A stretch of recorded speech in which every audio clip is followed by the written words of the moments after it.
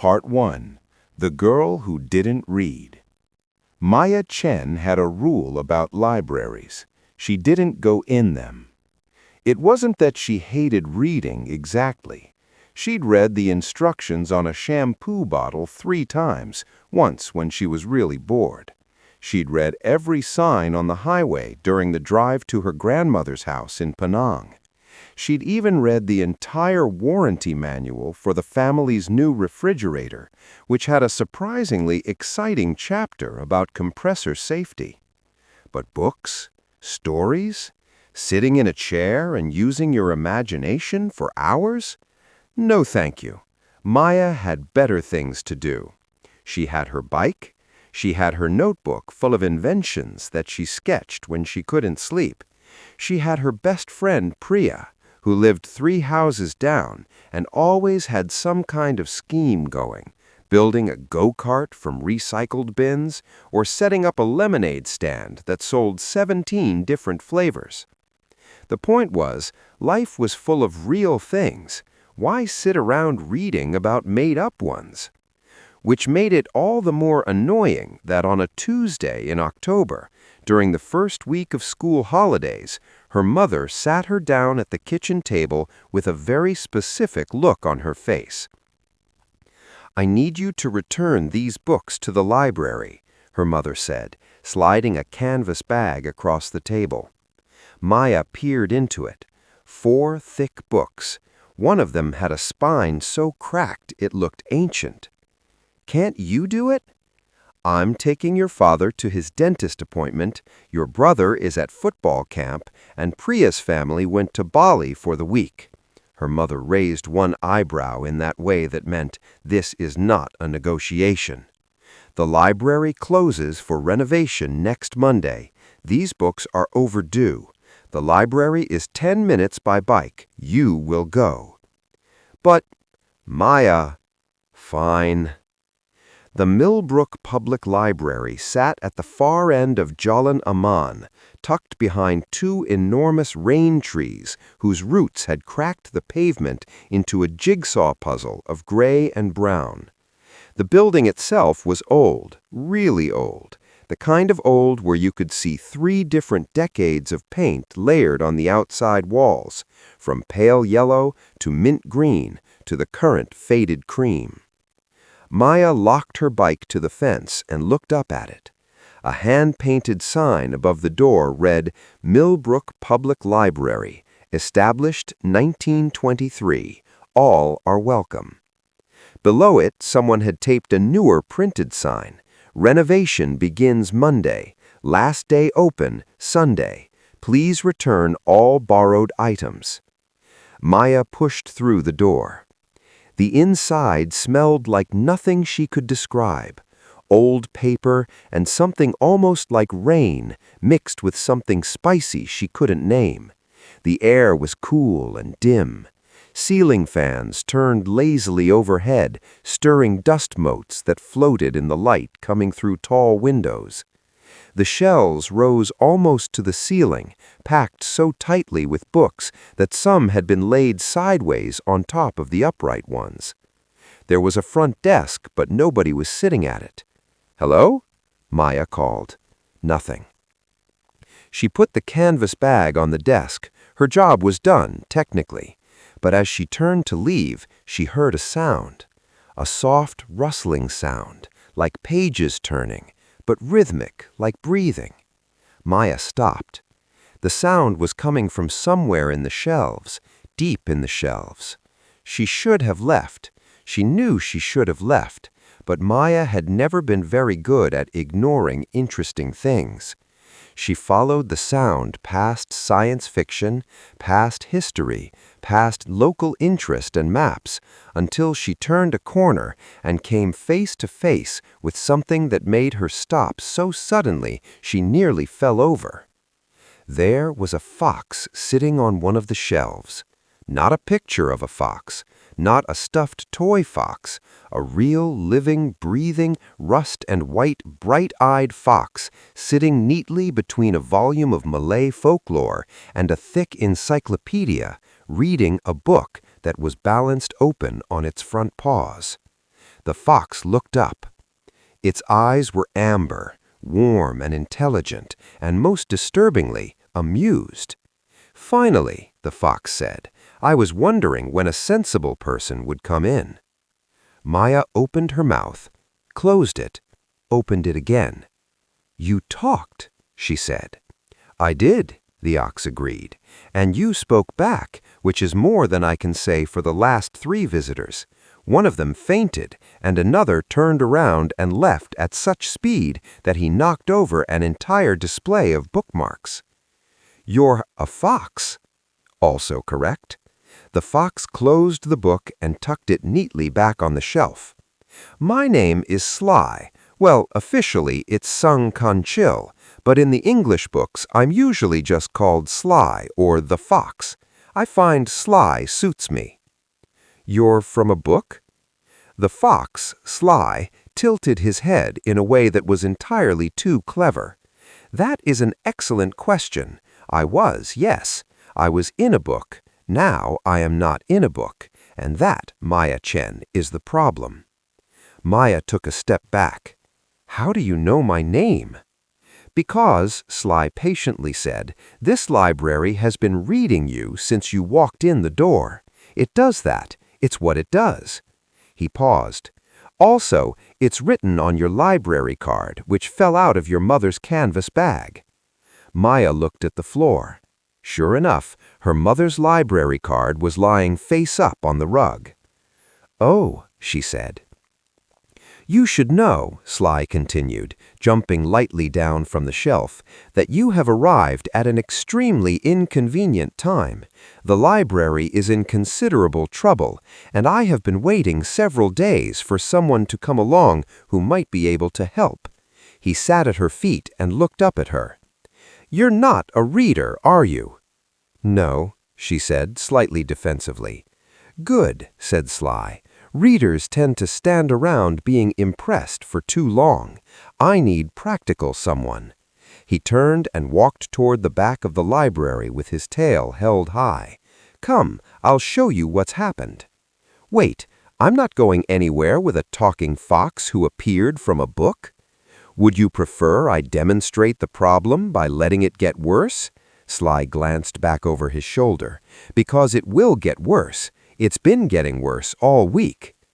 Maya stood very still. The sensible thing was to leave. The sensible thing was definitely to leave. She followed the fox. Part 2. The Door That Shouldn't Be There.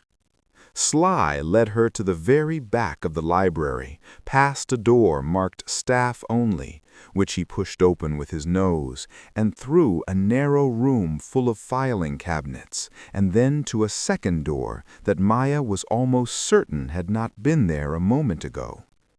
It was round at the top, small and made of dark wood. It had no handle.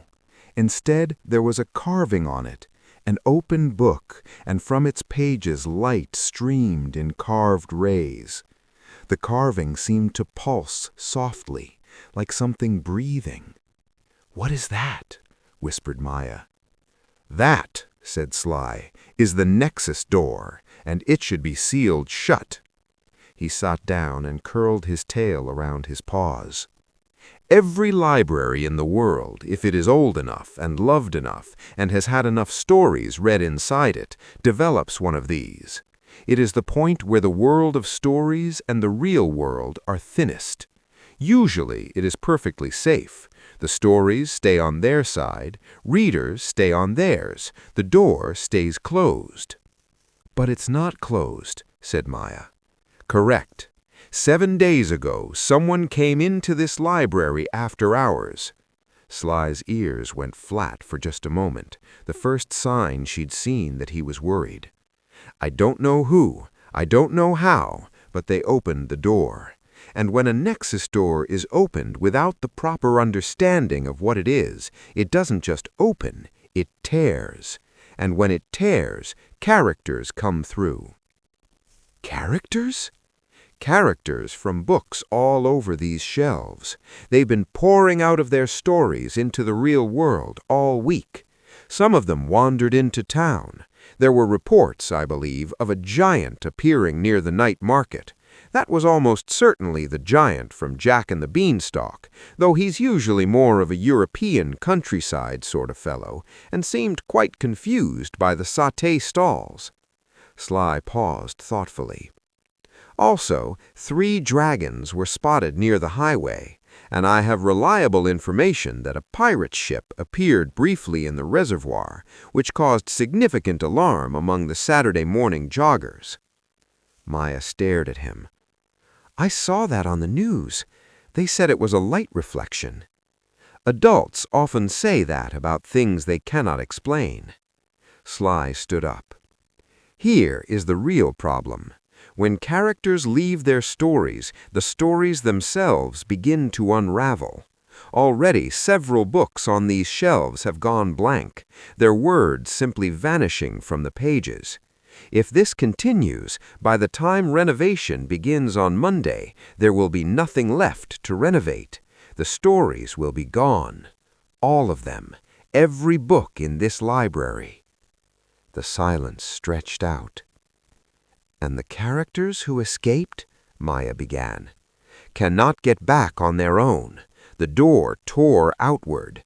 To get them home, someone needs to go through the door, find the characters in their story worlds, and guide them back. Sly looked at her with those amber eyes.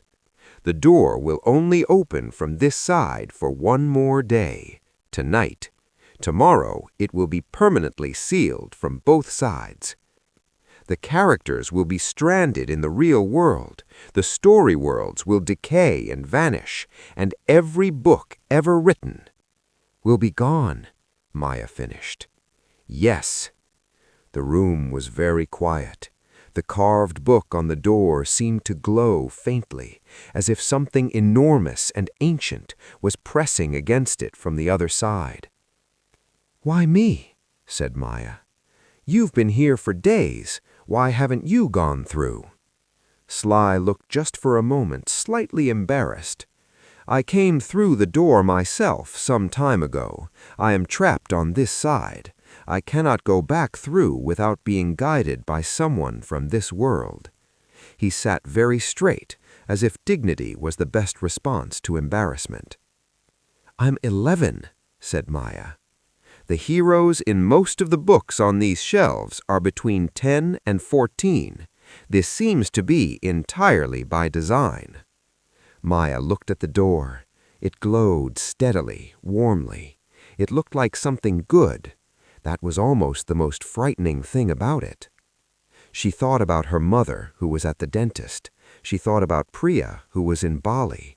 She thought about her notebook full of inventions and her bike parked outside.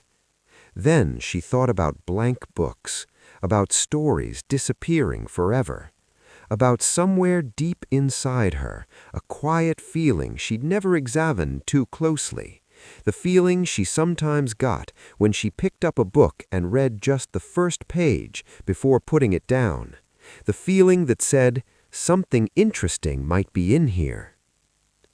"What happens to you if the door seals?" Sly was quiet for a moment. "I am from Malay folklore. My stories are some of the oldest in these shelves. If those books go blank," he paused, "then I simply stop existing." Maya looked at him for a long moment. "How do we open the door?" she said. Part 3. The First World, the Kingdom of Frost. The door opened with a sound like 100 pages turning at once. On the other side was not a wall or a storage room or any part of the Millbrook Public Library. On the other side was winter.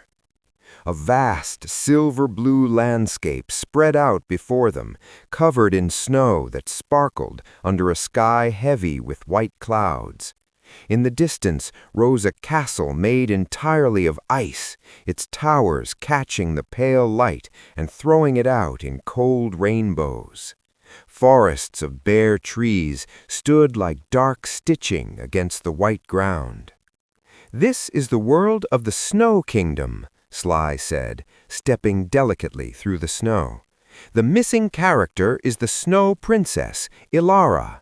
Without her, the story cannot continue. The kingdom will be eternal, frozen winter with no resolution. The book was already halfway to blank when I last checked. Maya pulled her jacket tighter. The cold was real, sharp and biting, nipping at her ears and nose. "She just walked through the door?" she asked. Characters don't always come through willingly. The tear in the door is like a gap in a fence. Sometimes the pull of the real world is enough. It's a kind of magic gravity. And she'd be here? In her own story world? The characters didn't go into the real library, Maya. They went into the stories of the library. Think of it like a building with many rooms. The torn door opened into a corridor, and the corridor connects to every story in the collection. Some characters wandered through into Millbrook, but others only got as far as the corridor. They slipped sideways into stories that weren't their own.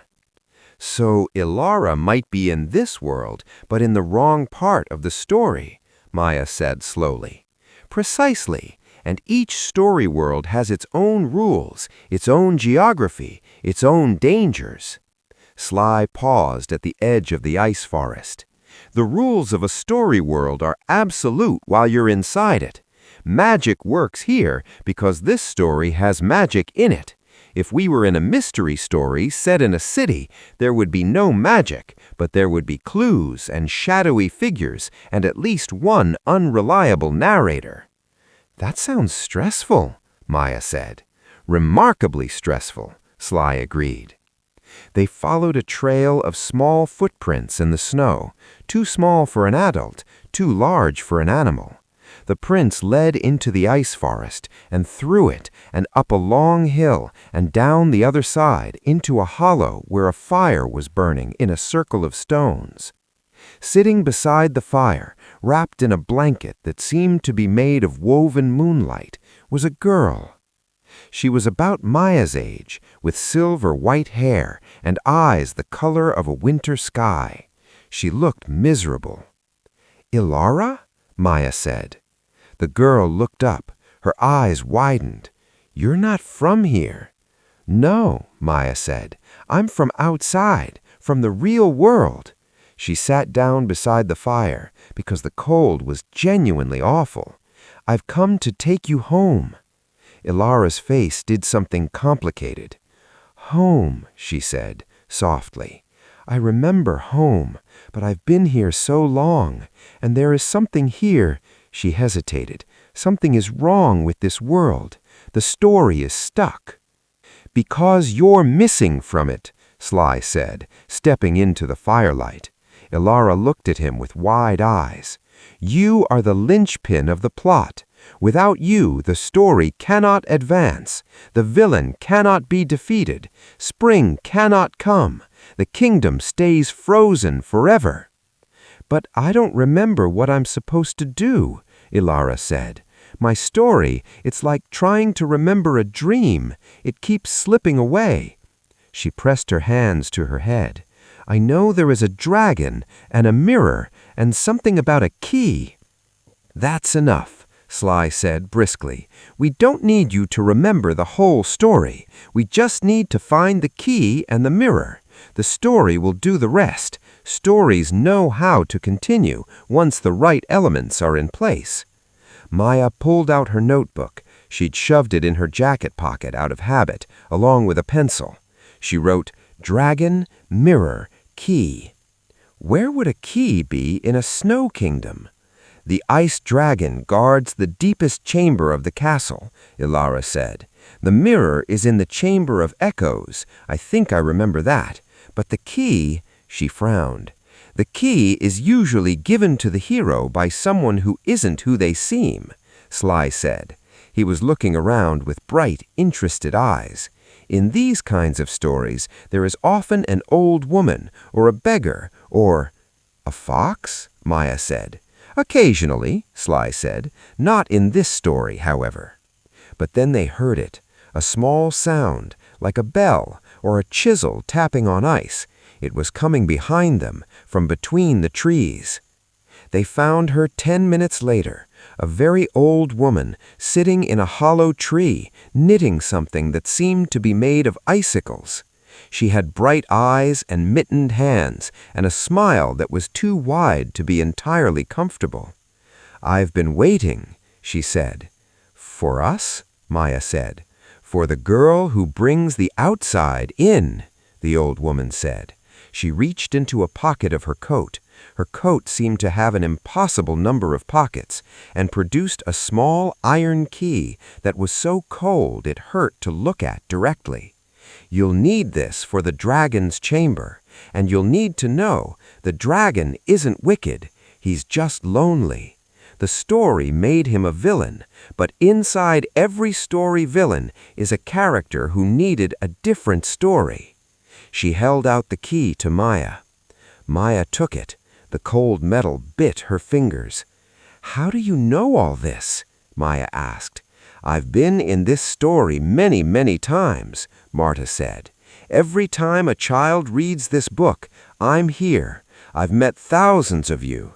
She smiled, and this time it was a real smile, warm and complicated, and full of things Maya couldn't quite name. "None of you ever think to ask my name." "What is it?" Maya said. The old woman looked genuinely surprised, pleased. "Marta," she said. "Now go. You haven't much time." The ice dragon was not wicked. This was immediately apparent when they found him in the deepest chamber of the castle, because he was crying, enormous, shimmering tears that turned to ice as they hit the crystal floor. He was the size of a school bus and made of something that wasn't quite ice and wasn't quite glass, and his breath came out as silver smoke. But his eyes were deep and sad and old. "You brought the princess back," he said. His voice was like wind through iron pipes. "She's here to continue her story," Maya said. Her voice only shook a little. She held up the iron key. "We came to unlock the mirror, to end the eternal winter." The dragon looked at the key for a long moment. "If the mirror is unlocked," he said slowly, "then the story ends, and when the story ends, He stopped. "I will be defeated. That is how the story goes." "You've been alone in this castle," Ilara said suddenly, stepping forward. She was looking at the dragon with something like recognition. "You froze the kingdom because you were lonely. You wanted people to stay. You didn't know how else to make them." The dragon said nothing, but a single enormous tear formed at the corner of his eye and fell in slow motion and shattered on the floor. "You don't have to be defeated," Maya said. She was thinking fast, the way she thought when she was working on an invention. "In the book, in your story, what happens to you at the end?" "I am cast out," the dragon said, "into the void between stories." "What if you came back through the door, into the library? You could—" She stopped. "I mean, you'd be a dragon in a library, which would be a problem, but you'd be free. You wouldn't have to be a villain anymore." Sly made a sound that might have been disapproval. "Maya, we cannot take the dragon through the—" "Why not? You came through. He's a character, same as you." Sly opened his mouth, closed it. His tail swished. The dragon was looking at Maya with those ancient eyes. "If you would do that for me," he said. "I'm not going to leave you here to be defeated just because the story says so," Maya said firmly. The dragon uncurled himself slowly, stood up to his full, enormous height, and placed the mirror key, which Maya realized had been around his neck the entire time, in her palm. "I would like," he said carefully, "to see the library." They unlocked the mirror. The eternal winter broke. Warm gold light cracked through the frozen sky, and the snow began to soften. Ilara stood in the chamber of echoes, saw the mirror show her the ending of her story, and the kingdom exhaled as if it had been holding its breath for months. And then Maya and Sly and the dragon stepped back through the Nexus door into the Millbrook Public Library, and Maya discovered that a full-grown ice dragon in a reference section is, in fact, a significant spatial challenge. He made himself smaller, which apparently he could do in the real world, where the rules were different. About the size of a large cat, he curled up on top of a shelf in the local interest section and looked around with wide, wondering eyes. "Stories," he said softly, "they're everywhere." "That's generally the point of a library," Maya said. Part 4. The Second World. The City of Maps. The second story world was nothing like the first. It was a city, a sprawling, chaotic city that looked like nothing so much as someone had taken 6 different cities from 6 different time periods and blended them together. There were cobblestone streets running alongside gleaming highways. Towers that looked medieval sat next to buildings that looked like they belonged in science fiction films. The sky overhead was sepia-colored, like an old photograph, and smelled faintly of oil and smoke. "What is this?" Maya said. "A mystery novel," Sly said, looking extremely pleased. "A detective story. The City of Maps. A story about a cartographer's apprentice who discovers that someone has been secretly redrawing the city, changing its geography every night. No one can find their way anywhere anymore." He paused. "I haven't read this one, but I know it by reputation. Clever plot, multiple twists." "So who's the missing character?" "The cartographer himself, Master Aldrich. Without him, the apprentice cannot solve the mystery, and the city will keep shifting forever, becoming more and more lost until—" "Until the book goes blank?" Maya said. "Precisely." They found the mystery differently from the Snow Kingdom. No fire, no trail, no old woman with a key. Instead, they found clues, because this was a detective story, and this story wanted them to follow the clues.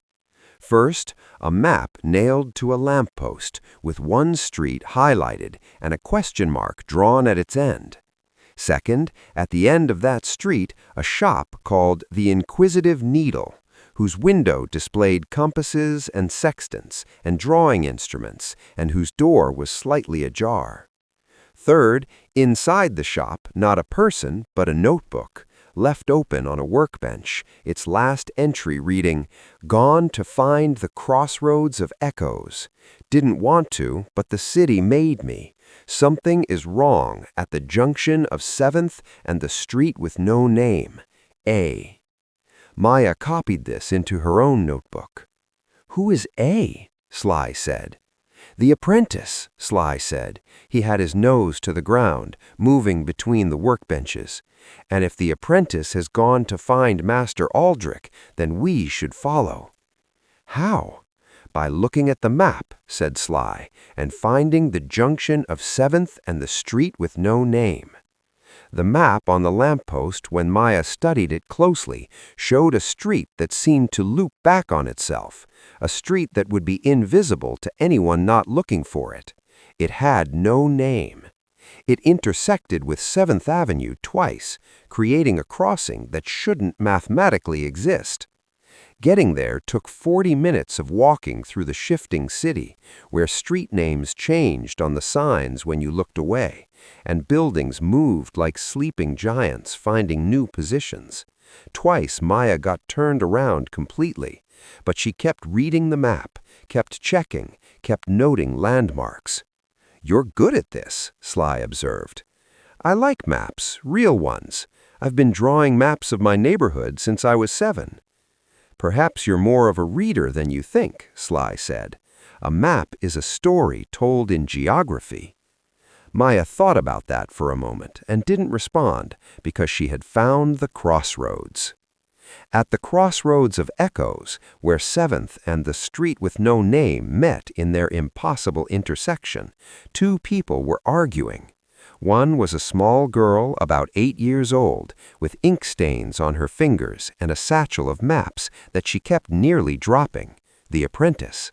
The other was a tall, thin man with wild gray hair and spectacles on a chain and the look of someone who hadn't slept in a week.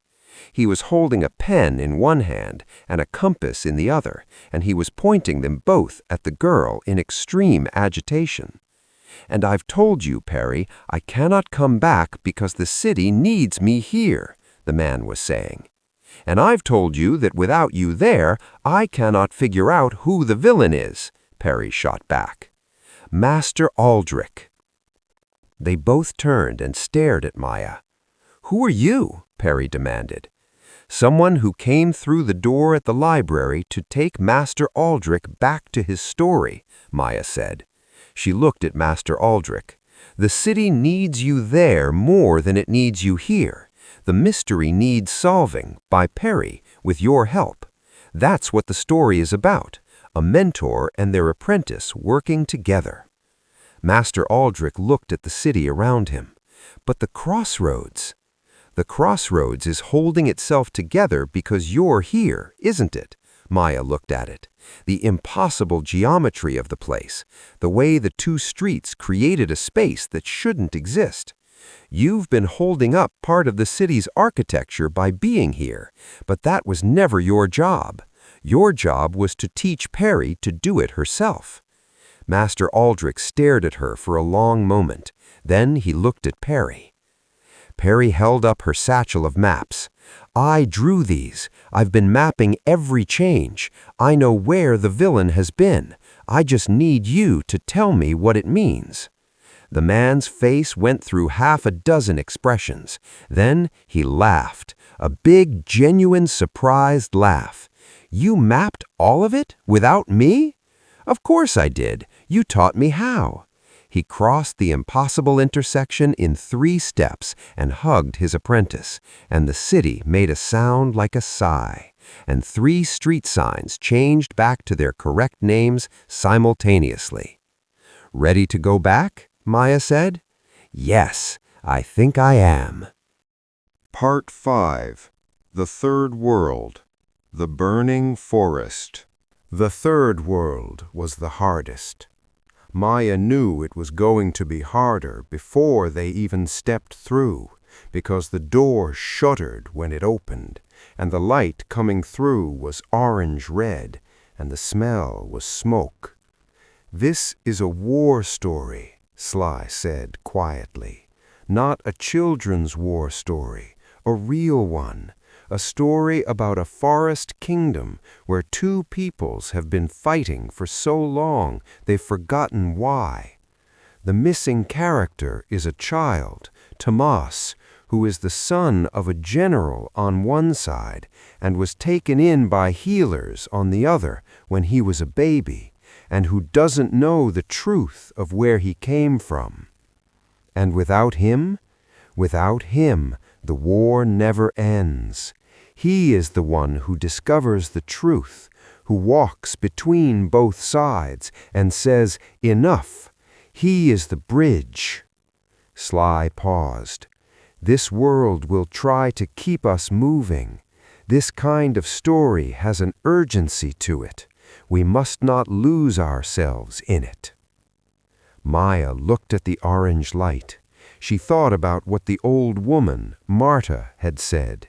Inside every story villain is a character who needed a different story. "Will Tomas want to come back?" she said. Sly considered. "He has been here for 7 days. He may not remember who he is anymore. The story will have been shaping him." He met her eyes. "This is the danger of the in-between. Characters who stayed too long in stories that aren't theirs begin to become part of them. Like Master Eldrick holding up the crossroads. Yes, only deeper." They went through. The burning forest was exactly what it sounded like. Ancient trees, massive as cathedrals, smoldering along their upper branches. Not burning fiercely, but burning slowly, as if they'd been on fire for years and simply accepted it. The ground was covered in gray ash, soft as snow, and every step Maya took left a print. They found Tomas at the edge of a river. He was a boy about Maya's age, dark-skinned and serious-eyed, wearing clothes that didn't quite fit, carrying a satchel that looked like it belonged to a healer. He was crouched by the water, watching something in it. "Tomas," Maya said. He looked up slowly. His eyes were distant. He looked like someone just waking up from a long dream. "There's someone looking for you," Maya said, sitting beside him. "In your own story. You have a family. You have—" "I have a family here. The healers. They took me in." "I know," Maya said, "and that family is real, and what they gave you is real. But your story, the story where you can end the war, is waiting." She was quiet for a moment, watching the river. "You know how to walk between both sides, Tomas. You've always known. That's what makes you you, not the war, not whose son you are, the walking between." The boy was quiet for a long, long moment. "Will the healers be all right in the story?" he asked at last. "The story needs you to make them all right," Sly said gently. "You are the one who makes the ending possible." Tomas stood up slowly. He looked at the burning trees. He looked at the ash on the ground. "I was supposed to be afraid of this forest. That's what the story says. But I've been walking through it for days, and it doesn't frighten me anymore." He turned to look at Maya. "How can a story make you afraid of something you know isn't dangerous?" "I think," Maya said slowly, "that's what the story is really about, not the war, about learning that what you're told to fear and what's actually dangerous are often two different things." Tomas looked at her. Something in his face shifted, settled, like a lock finding its key. "Yes," he said. "Yes, that's exactly it." He picked up his satchel. "I'm ready." Part 6. The Door. Failing. They came back through the Nexus door to find the library in chaos.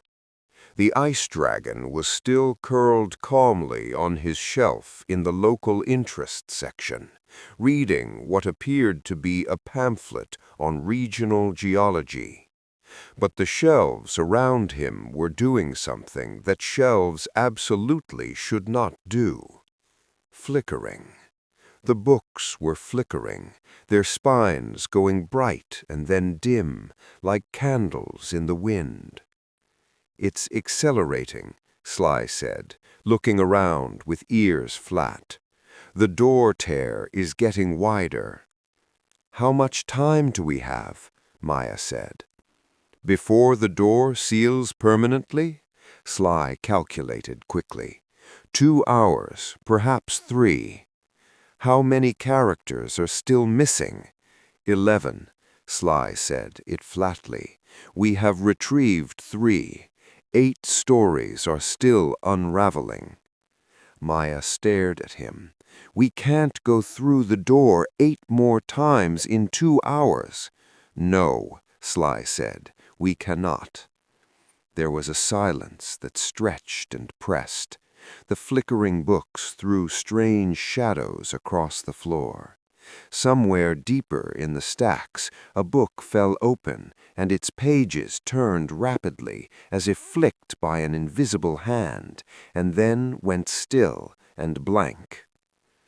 "There's another way," Maya said. She was thinking hard, the way she thought about inventions, not accepting the problem, but rereading it. "You said the door is a tear, and tears can be mended.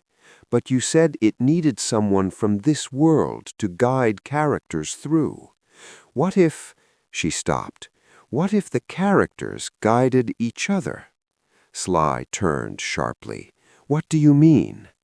"Ilara, Master Aldrich, Tomas, they came back through the door. They know it now. They know how it works. Could they go back through the door and bring back the others? Not all the way through, just to the corridor between stories, and call to the characters there. Tell them the door is closing. Lead them out." Sly was very still. "That is not something I had considered," he said carefully, "because it has never been done. A character acting as a guide." "There's no rule against it," Maya said. "You said the rules are the story's rules. But this isn't inside any story. This is the library itself. And you told me the library reads people when they come in." She looked around at the flickering shelves. "What if the library has its own rules? What if the library's rule is that stories help each other?" Sly looked at her for a long time with those amber eyes. Then he turned and walked toward the shelves with his tail held high. "I'll find Ilara, Aldrich, and Tomas. Explain your idea to them. I genuinely think it might work." Part 7. Stories helping stories. It worked. Not perfectly. Nothing like that goes perfectly. But it worked.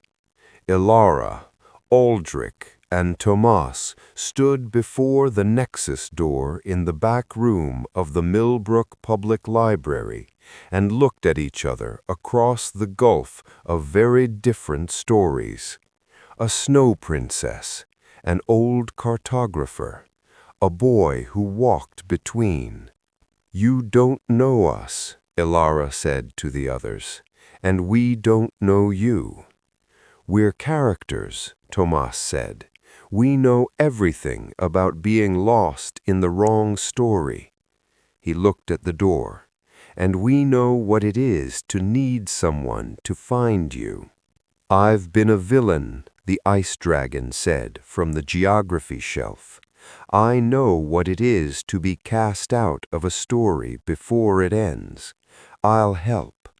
"You can breathe cold air," Aldrich said, studying him with the focused attention of someone used to mapping unusual things.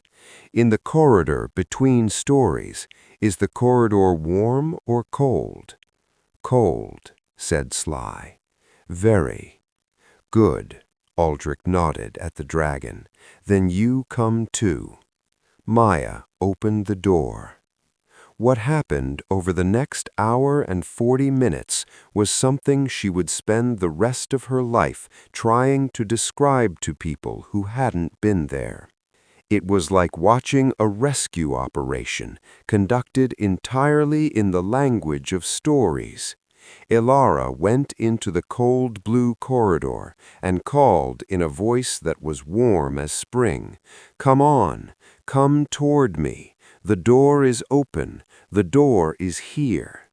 Aldrich mapped the corridor as he walked, marking the places where other stories branched off, holding his lantern high. Tomas walked between them, between the characters who were frightened, and the characters who were stubborn, and the characters who had been so long away from their stories they'd half forgotten their own names, and he said the things that mattered. You are who you are, not what this place made you. Come back. The ice dragon breathed cold fog into the corridor, and it glowed silver, and characters followed the glow like a path. Maya stood at the door and counted them as they came through. A giant, looking confused and somewhat embarrassed, ducked to fit through the door. He sat in the history section and read quietly, for which Maya was grateful. 3 dragons, smaller than the ice dragon, more like large dogs, curled together in a pile near the travel section and went immediately to sleep. A pirate captain in an enormous hat who looked around the library with professional interest and said, "Ah, the Story Hold. We've all heard of this place." A young sorceress who appeared to be made partly of light. A pair of talking wolves, a knight in armor that clanked terribly in the narrow stacks, 2 children from what appeared to be a jungle adventure story, who had leaves in their hair and seemed perfectly calm about the whole situation, and finally, last of all, guided through by Tomas's steady hand, a very small, very old woman who turned out to be the villain of a fairy tale, a witch who had been confused for days, wandering a corridor between 7 different stories, and who sat down on the floor of the staff room and burst into tears and said she just wanted to go home. 11 characters, all of them here. The flickering stopped. The shelves went steady and bright. Somewhere deep in the stacks, Maya heard pages rustling, not blankness, but fullness, as if the words were rushing back onto the pages. "Now," Sly said, "now we send them home." Part 8. Going Home. It wasn't as simple as stepping back through the door. Each character needed to go back to their own story, which meant the door needed to know which story to open onto, which apparently required, as Sly explained it, an act of remembering. Each character had to say something from their own story, not just any line, the line that mattered, the line that was most truly theirs. Ilara stepped forward first. She was quiet for a moment. Then she said, softly, "Spring always comes. No matter how long winter holds, spring always comes." The door opened onto silver-blue landscape and warm gold light, and Ilara walked through and was gone. The book on the shelf marked the Snow Kingdom, lit up like a lamp, and its pages fluttered and stilled and were full. The pirate captain stepped forward next. "I have sailed every sea that exists," he said, "and the most treacherous water I ever crossed was the space between who I was and who I chose to be." The door opened onto moonlit water, and he walked through. Aldrich looked at young Perry, who had come through with him, and said, "A map is not the territory, but a good map is the beginning of understanding it." And Perry, gripping her satchel, said, "And a good apprentice is the beginning of the next generation of map-makers." They went through together. The giant said something in a language Maya didn't understand, which made the door shake with warmth, and the giant went through, looking for the first time at ease. One by one, Character by character, they spoke their truths and went home. Tomas was last, except for the witch, who wasn't going back to a children's library story at all. She was going home, Sly said, to a much older collection of tales, a different kind of library entirely, and that was a problem for another day. Tomas stood before the door and looked at Maya. "What do you say?" Maya asked him. He was quiet for a long time. "I don't know which side I belong to," he said, "and I've decided that's all right. The space between is where things change." The door opened onto the burning forest, but this time it was not entirely burning. In the distance, a river ran cool and clear, and on both banks, two people stood facing each other, waiting for the boy who walked between. Tomas took a breath. He walked through. The door swung closed. The library was quiet. Part 9. What Stays? Maya sat on the floor in the staff room for a long time, her back against a filing cabinet and her notebook in her lap. She was exhausted in a way that went all the way down, the way she felt after a very long bike ride or after a day spent entirely in the sun.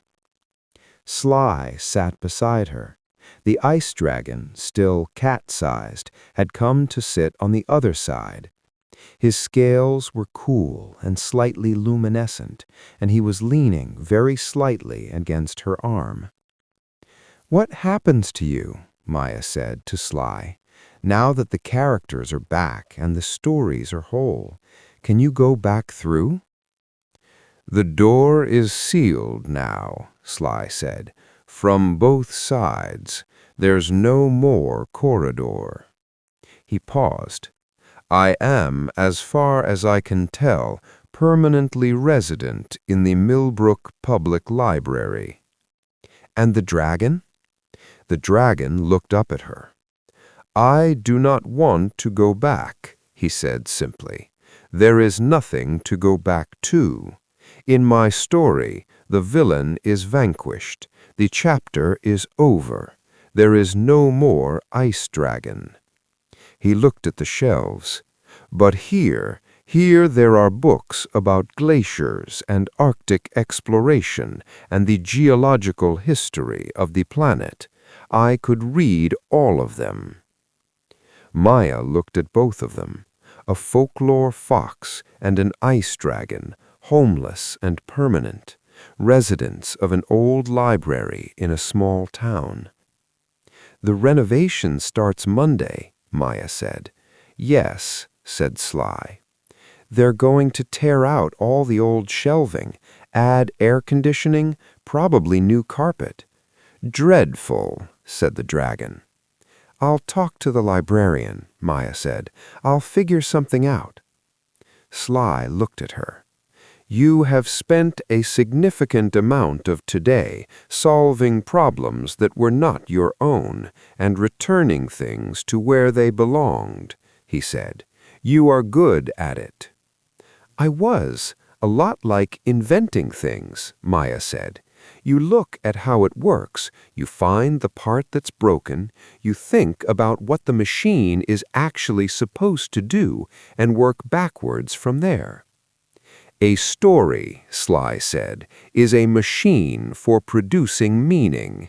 You are not, as it turns out, as unlike a reader as you believed yourself to be." Maya thought about that. She looked at the shelves around her, steady now, warm, full of words. She thought about Ilara and spring always coming, about Aldrich's map of the corridor, marked with all the places where stories branched, about Tomas standing at the river, two people on both banks, waiting for the bridge. "There's a book," she said slowly, "one of the ones my mom borrowed. I've seen it on the shelf at home for weeks. It's about a girl who builds robots. I always looked at the cover and thought—" She stopped. "Thought what?" Sly said. "Thought maybe I'd read the first chapter, just the first chapter, to see what it was like." Sly's tail curled in a shape that was almost, but not quite, a smile. "In my experience, first chapters are extremely dangerous things. They lead with remarkable frequency to second chapters." "And then?" "And then you are, whether you planned it or not, a reader." Part 10. Monday. Maya came back to the library on Sunday. She had spent Saturday thinking. Then she had spent Saturday night looking up local planning regulations for historic buildings. And then she had spent Sunday morning writing the most detailed, well-organized, and carefully argued letter she had ever written in her life. She had used her best handwriting, which was not usually remarkable, but she had also drawn diagrams, which were. The head librarian was a woman named Miss Farida, who wore her hair in a silver-streaked bun and had the eyes of someone who had seen a great deal and was not easily surprised. She was in the library doing last-minute packing when Maya arrived. Maya handed her the letter. Miss Farida read it. She read it again. She adjusted her glasses and looked at the section Maya had marked with a small star, the part about the staff room and the importance of preserving the 2 back rooms during renovation, and the historical significance of the original door with its carved relief, and the need for a dedicated space for unusual residencies. "Unusual residencies?" Miss Farida said. She looked over her glasses at Maya. What, exactly, would be residing? "I think," Maya said carefully, "that you should look in the local interest section first." Miss Farida put down the letter. She walked to the local interest section. She stood for a long moment looking at the ice dragon, who was reading a monograph on permafrost with evident pleasure. Then she walked back to her desk, picked up the letter again, and read the part about the historical significance of the original door one more time. "Unusual residencies," she said again. "The dragon is very quiet," Maya said. "He mostly reads. And the fox—" "There is also a fox?" "He's in folklore and mythology." Miss Farida sat down behind her desk and looked at Maya for a long moment. She had the look of someone doing very rapid recalculations. "You returned your mother's books yesterday." "Yes." "And you stayed for how long?" "A while," Maya said. Miss Farida looked at the shelves. The books sat quietly and steadily and full. The light fell on their spines in warm, particular ways. "The renovation plans," she said slowly, "can be adjusted. The back rooms, the staff room, and the original archive I have already recommended be preserved. The renovation committee agreed. They are structurally significant." She paused. "The original door with its carved relief is also already on the preservation register. I submitted it last year." "Oh," said Maya. "As for unusual residencies," Miss Farida picked up her pen and made a note on the planning documents in front of her. "Libraries have always been home to unusual residents. Insects in the oldest books, families of birds in the eaves, cats in many traditional libraries, a dragon in local interest, and a fox in folklore mythology is, on reflection, entirely appropriate." She looked at Maya. "You are Maya Chen. Your mother borrows books regularly. You I have not seen before." "I'm not really a reader. I mean—" She stopped, thought. "I wasn't. I might be now. I'm not sure yet." "The not sure yet readers," said Miss Farida, "are my favorites. They're the most interesting kind." She picked up the planning documents. Now, I have considerable work to do before the renovators arrive tomorrow. Was there something else you needed? No, I think that was everything. She turned to leave. Then she stopped. Miss Farida, the book in the children's section, The Robot Girl of Station 9, is it still on the shelf? Miss Farida didn't look up from her documents. Shelf 7C, third from the left. Maya found it without difficulty. The cover showed a girl in a workshop surrounded by half-built machines, looking out at something the viewer couldn't see, with the expression of someone who had just had an idea. Maya turned to the first chapter. She read 3 pages standing in the aisle. Then she tucked it under her arm and carried it to the desk and checked it out with her library card and put it in her bag and walked out of the library and got on her bike. She rode home through the long gold afternoon light of October. She was, she decided, probably going to read the whole thing.